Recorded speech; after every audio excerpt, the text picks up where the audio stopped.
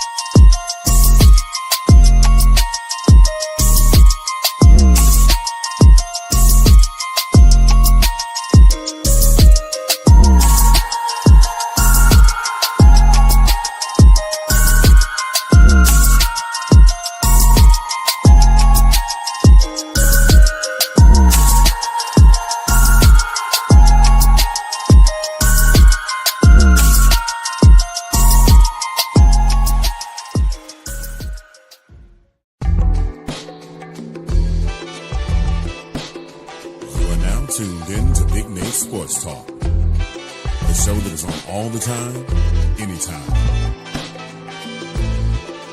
And now, ladies and gentlemen, your host, Nathan Snell.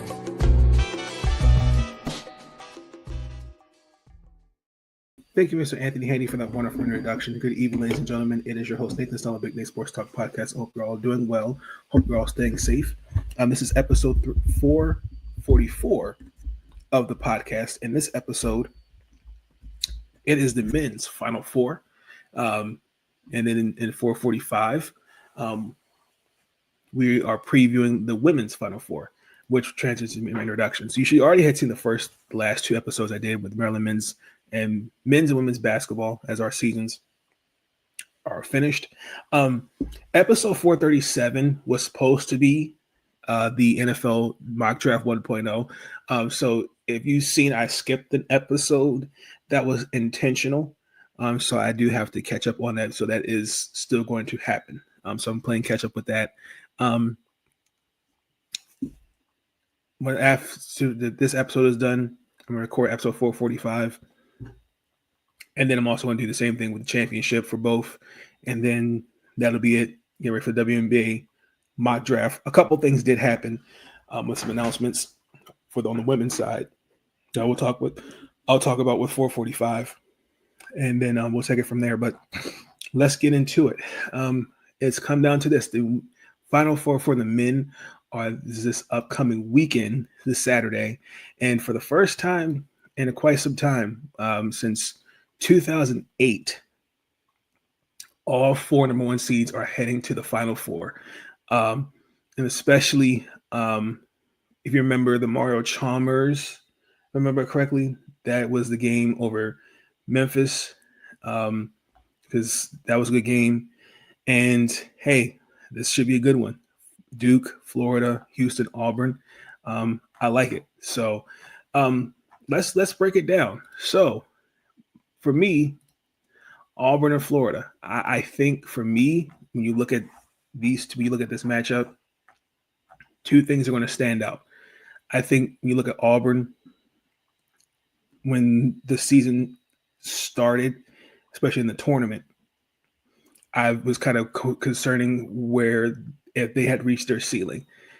Sure, they lost to, if I remember correctly, it was Tennessee, Alabama, and Texas A&M. And then they only lost one game between December and March.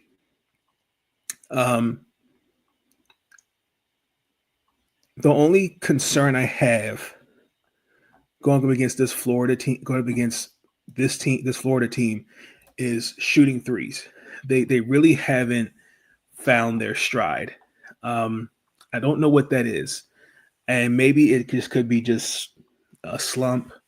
I don't know what it is, but I mean they're supposed to have the best players. They do. Outside of Broome, you have Baker Marza. Tahid Pettiford, Miles Kelly, Denver Jones. I mean, there's talent. They've been sufficient. But, I mean, they've just been cold. I think they've made, 31% of threes in the last four 4 games, and beating Maryland. They faced them in February. They were 13-33, and then Auburn was 7-22, if I remember that correctly. So, it's going to be interesting to see how that looks. So getting stops defensively. As watching on tape against Maryland, when they played us, Florida playing Maryland, Florida likes to go out on runs. And even them playing, was it Norfolk State? Their offense is something to watch. I mean, they have the best offense in the nation. And, watching them you got to figure out how to slow them down offensively. You got to figure out how to slow down Clayton Jr. If you can't find how to slow him down, it's a wrap. You got to figure out how to play at your pace. It doesn't hurt to slow the game down early, limit opportunities. It starts with the defense. Foul trouble early, make it difficult. Like, I think you can't allow Clayton just to do whatever he can do, because you're gonna let those others beat you. Like, think about it. Look how they've gotten this far. You've beaten Crittenton, you've beaten Michigan, Michigan State. Like, they're really leaning on your defense. So that's what it's going to really come down to if you're Auburn. If you're Florida, Johnny Broome, I don't think they really have an answer for him, personally. I think he's obviously, I think he's my conversation for player of the year. But sure, there's players that they can contest to him, but I'm curious to see matchup wise how they defensively match up against him. But I do expect some terrible matchups. They have been playing well the last month. I mean, they've made 50, I think almost 60% of their shots. They've been shooting well from 3. So it's going to be interesting to see how they look as a team. So, Florida could get comfortable. Again, we use Maryland as an example. Maryland did kind of come back, had a little run just before going in the half. And, they execute when they're down. I mean, I think when they played UConn, they were down 10, and then they overcame. They played South Carolina. They overcame a 14-point deficit. So can't get comfortable. So I'm gonna roll with Auburn on this one. I think Auburn is going to be close. I think Auburn's going to win by 3. I'm looking along to 91-87. No, that's my score. I'm comfortable with that. I'm going to say 91-87 Auburn. Houston versus Duke. For me, I think outside of Cooper Flagg, I Tyrese Proctor and Colin Carpel, those guys, it's going to be interesting to see how Houston defensively will limit them. But I'm just speaking on Tyrese, for example, for a second. I think he's made over 23s against Louisville. They're beating Louisville, Mount St. Mary's, and Baylor. He wasn't that he kind of had an off night against Arizona, and then he had 17 points against Alabama, and then his confidence kind of got a little better. So I'm curious to see how on the perimeter wise defensively they will stop him if you're Houston. They're a little younger, so going against this Houston squad that has a little bit more experience. Duke has the size, they have the shooters, and they got ball handlers. They got a lot of things, but I still think that they're young. So I'm just curious to see when it gets going, how do they, like, for example, if you're down 7 points, how do you stay poised in that moment? And that's how I'm going to watch, because especially when you have 3 freshmen that have gotten your program this far, and you know, that's pretty damn impressive. So I think for me, I think to beating Houston, you gotta, I think you really gotta either pick and roll, kick it, and really just kind of kick it out, kind of get them out to the perimeter. If the defenders are comfortable guarding the perimeter, that's going to be interesting. I mean, I just don't believe a team can just shoot threes all game, but it's going to be interesting to see how offensively can you put the different lineups. Does Houston have the lineups to match what Duke is throwing at them? Whether that's attacking the rim, whether that's the perimeter, finishing at the rim, because I'm going to see a lot of finishing at the rim. There's going to be a lot of that. So it's going to be interesting to see how Houston's defense will look, because especially Houston does allow a lot of threes. I think they were like 12th in the Big 12 in terms of allowing 3 points defensively. So it's going to be interesting to see how they look. So, I mean, I look at Houston. I mean, I think for me, like, the best defense, this is defense versus offense. And I'm a believer that defense wins championships. And it's gonna be interesting to see how do you contain each phase of the ball, where it's Houston does a good job, especially keeping them away from the rim. I think it's almost allowing like 22 points in the paint, and almost average, like almost, I think it was like in the top 5. I want to say, I remember looking at that stat before I recorded, in terms of blocks. That's pretty damn good. Duke has not seen any team so far in the tournament like that. So I'm curious to see how Duke will look, especially in the transition. Let's say it's a turnover, transition defense, because Arizona, I look especially at the Arizona game, I was like, oh, there's some transition defense, communication-wise issues that if I'm Houston, I'm taking advantage of.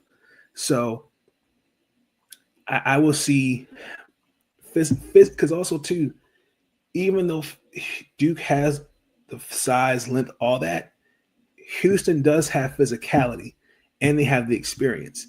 You could do all the lobs and all those different things like that. That's great. But this is a well-experienced team. They got a lot of NCAA tournament experience. I mean, was it LJ Sire? I mean, he has a national championship. I mean, like, Coach Sampson, he's coaching semifinals. Like, let's keep it real. Like, this team literally has what it takes to win. They have all the tools. My concern is just how they will look. And with Juwan Roberts, I believe this is his second trip to the Final Four with Houston. So, like, Juwan Roberts, I mean, he's definitely, to me, who's been, to me, an All-American, I think who deserved it. He was playing like one. And I mean, and then he got hurt, especially in the Big 12 tournament, if I remember correctly. I'm looking for him to kind of step up. I know he had some foul trouble in the Tennessee game. So it's going to be interesting to see, because is it Common Malik? Because he's going to come in early, so it's going to be interesting to see. Got to limit the fouls too. So if I'm Houston, those are the things you got to look for. And I think it's going to be a close one. I'm going to say Houston is going to upset Duke and Houston's going to go to the national championship, I'm going to say 75-70. Guaranteed. I think those are going to be the two that go in the Final Four. In my opinion, I think it's going to be two great games. I mean, you look at Florida. I think the biggest thing that got them here, was offensive rebounds and turnovers. Like I said, this is the best offense. I mean, you look at Auburn. This is obviously the biggest thing is not turning the ball over. They smart with ball security. Duke, they've got the size, they got the length, ability to switch at all 5 positions. And in Houston, you've got defense and rebounding, and you got experience, and they're obviously the best, and they can also control tempo. Like you've got these 4 teams can do a little bit of everything, so it's going to be interesting to see how each team is going to fill each other out. So I'm going to be interested to see how that looks. So that's pretty much my preview for the men's Final Four. Y'all have any thoughts what y'all think of the Final Four? And we're going to take a quick commercial break and then into one final thought.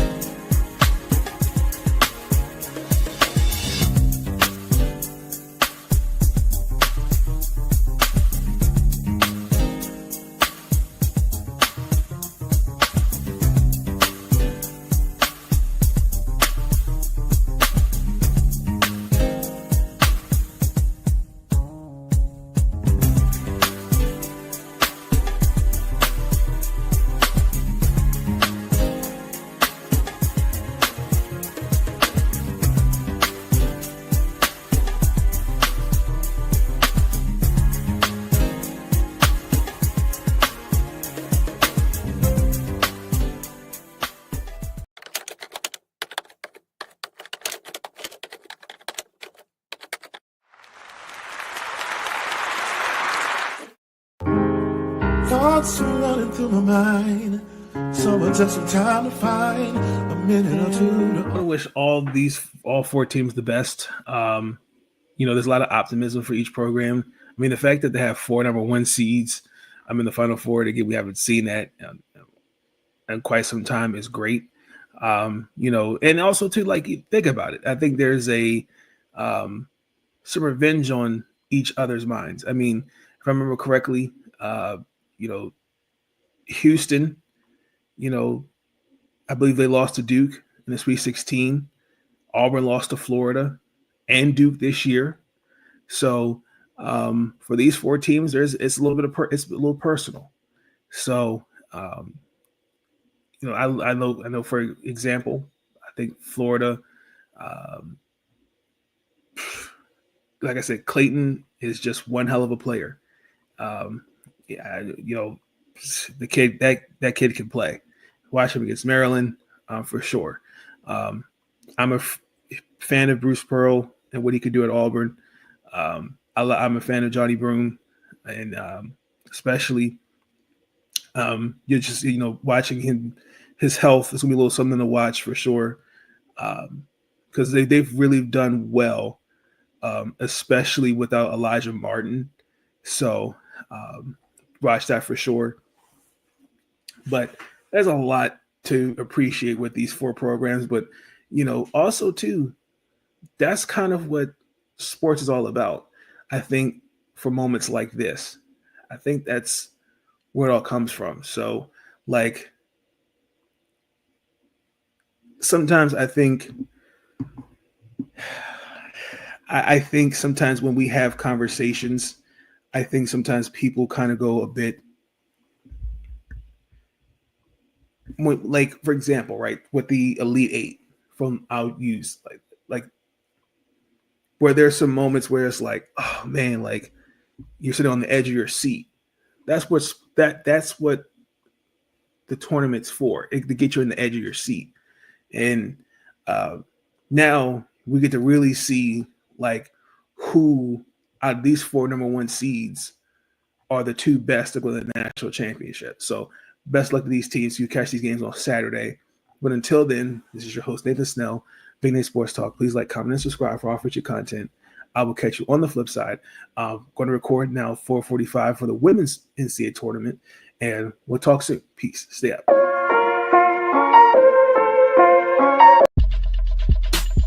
Thank you for tuning in to Big Nate Sports Talk. If you enjoyed that episode, be sure to like, subscribe, and share Big Nate Sports Talk. It's on all the time, anytime. And I want to thank you. All I want to do is say thank you.